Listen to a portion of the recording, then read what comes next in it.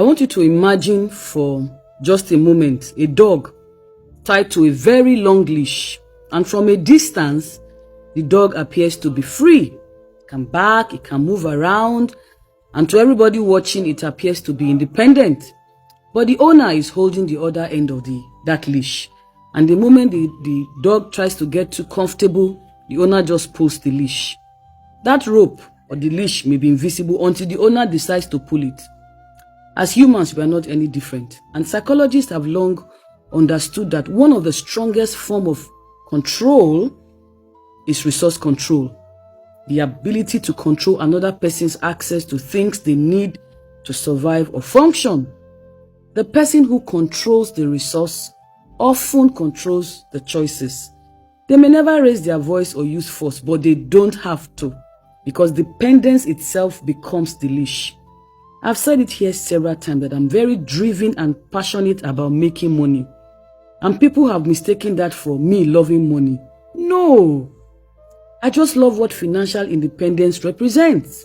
Because growing up, I have seen countless women remain in abusive relationships simply because they had nowhere else to go financially. I've seen brilliant people tolerate disrespect because someone else paid the bills. I've seen families where the younger sibling suddenly becomes the senior simply because they had the money. I've watched intelligent adults lose the freedom to make simple decisions because another person controlled the resources. And that taught me something very early. The person who controls the money controls the options. The person who controls your money often controls your options. And let me be clear. I am not an advocate of making money by any means necessary or possible. I believe in making money honestly, legitimately, and consistently, because for me, character matters and integrity also matters. But I've also realized that financial independence quietly transfers power. For example, if your husband controls all the money, then whether you like it or not, he controls all, if not many, of your choices. If your mother controls your finances, she controls many of your choices as well.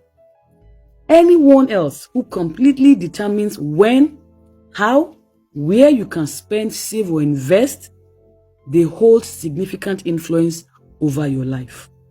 That is why I believe the healthiest position to become or to be in is you becoming the primary controller of your financial life.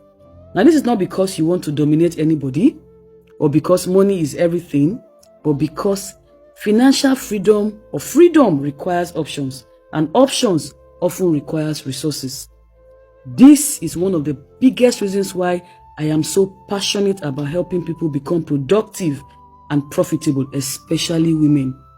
For me, a woman who can create value and earn honestly has more than money.